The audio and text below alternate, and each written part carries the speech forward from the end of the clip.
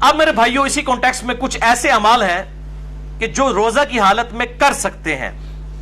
اور کچھ ایسے ہیں جن کو کرنے سے روزہ نہیں ٹوٹے گا، وہ بھی سن لیجئے۔ بخاری اور مسلم کی متفق علیہ حدیث ہے، مشکات میں 2003، کہ جو شخص بھول کر کھا پی لے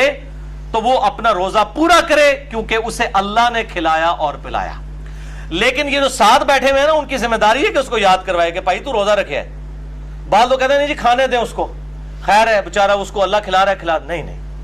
فوراً بتائیں، شرعی حکم اس کو بتائیں کہ تیرا روزہ ہے، اور وہ روزہ پھر وہ جس طرح اس کو پتا چلے گا اسی وقت اس کے منہ میں بھی جو لقمہ ہے اس نے پھینک دینا ہے۔ وہ ایک دانہ بھی اگر اندر لے گیا چاولوں کا یا پانی کا تھوڑا سا گھونٹ بھی، تو اس کا روزہ پھر ختم ہو جائے گا، یہ بالکل یاد رکھیں۔ اسی طریقے سے سنن ابی داؤد اور الموطا امام مالک میں حدیث ہے، مشکات میں 2011،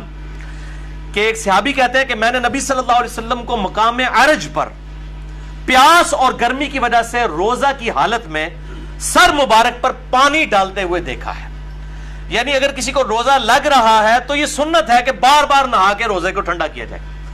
اور ادھر جو مولوی ہیں انہوں نے شامت اٹھائی ہوتی ہے اعتکاف والوں کی، اور ان کو بالکل گندا مندا کر کے اعتکاف میں بٹھایا ہوتا ہے۔ وہ کہتے ہیں جی جو پہلے دن آپ نے کپڑے پہنے یہی 10 دن پہن کے رکھنے ہیں، کوئی ناخن نہیں کاٹنے، غسل فرض کے علاوہ غسل نہیں کرنا،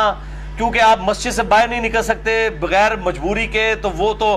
اعتکاف ٹوٹ جائے گا۔ تو یہ مسجد کی باؤنڈریز میں وہ فنائے مسجد جو ہے، جو غسل خانے ہیں اور ٹوائلٹس ہیں، یہ فنائے مسجد کی باؤنڈریز میں شمار ہیں شرعی احکام سے۔ بلکہ بخاری اور مسلم میں موجود ہے، نبی صلی اللہ علیہ وسلم تو سیدہ صفیہ کو اپنے گھر تک چھوڑنے کے لیے گئے تھے اعتکاف کی حالت میں۔ اپنے گھر آ کے کھانا بھی کھا سکتے ہیں، اعتکاف نہیں ٹوٹے گا، بل اور کوئی فالتو کام نہ کیے جائیں۔ تو اسی طریقے سے اگر کوئی غسل کرتا ہے گرمی کی وجہ سے تو سنت ہے، کوئی ایسا مسئلہ نہیں، کر سکتے ہیں۔ بلکہ اب تو الیاس قادری صاحب نے بھی اپنا فتویٰ واپس لے لیا ہے کہ وہ کہتے ہیں جی فتاویٰ رضویہ شریف کی ایک جلد اب چھپ گئی ہے، اس میں اعلیٰ حضرت کا بھی فتویٰ ہے کہ معتکف جو ہے وہ ضرورت کے بغیر بھی غسل بھی کر سکتا ہے، وضو بھی کر سکتا ہے۔ تو اب دعوت اسلامی والوں نے بھی اجازت دے دی ہے۔ پہلے انہوں نے وہ اسی طریقے سے گندا کر کے لوگوں کو بٹھایا ہوتا تھا اور یہ اسی طریقے سے معاملے چل رہے ہوتے تھے۔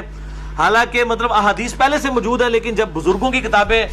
ڈسکور ہوتی ہیں، دریافت ہوتی ہیں، پھر ان کو کہتے ہیں ہاں جی واقعی جی دیسی بھی لکھے ایسی جی، ٹھیک ہے نا، تو وہ پرائرٹی تو بزرگ ہوتے ہیں۔ اسی طریقے سے صحیح بخاری میں تعلیقاً 1930 نمبر حدیث کی ہیڈنگ میں ہے کہ ابن عمر روزہ کی حالت میں گیلے کپڑے جسم پر ڈالا کرتے تھے۔ یہاں پہ بھی ہمارے پنجاب کے اندر رواج ہے، جب زیادہ گرمی ہوتی ہے لوگ رومال جو ہے وہ گیلا کر کے کپڑوں کو بھی گیلا کرتے ہیں، لیکن اس میں آپ اپنے کپڑے گیلے کریں۔ یہ لوگوں کے اوپر جو پانی پھینکتے ہیں اور کہتے ہیں جی کسی بڈھے ہوتے پانی سے اٹھوتے بارش ہوتی ہے، یہ بالکل غلط بات ہے۔ اس طریقے سے کسی کے ساتھ یہ کام نہ کریں، اپنے ساتھ ضرور آپ کرنا چاہتے ہیں کریں، اور ایسا معاملہ بھی نہ ہو کہ آپ نے اتنے باریک کپڑے پہنے ہیں کہ آپ ان کو بالکل گیلا کر لیں اور آپ کپڑوں میں ہی ننگے نظر آ رہے ہوں، یہ اس چیز کا بھی اہتمام کرنا چاہیے۔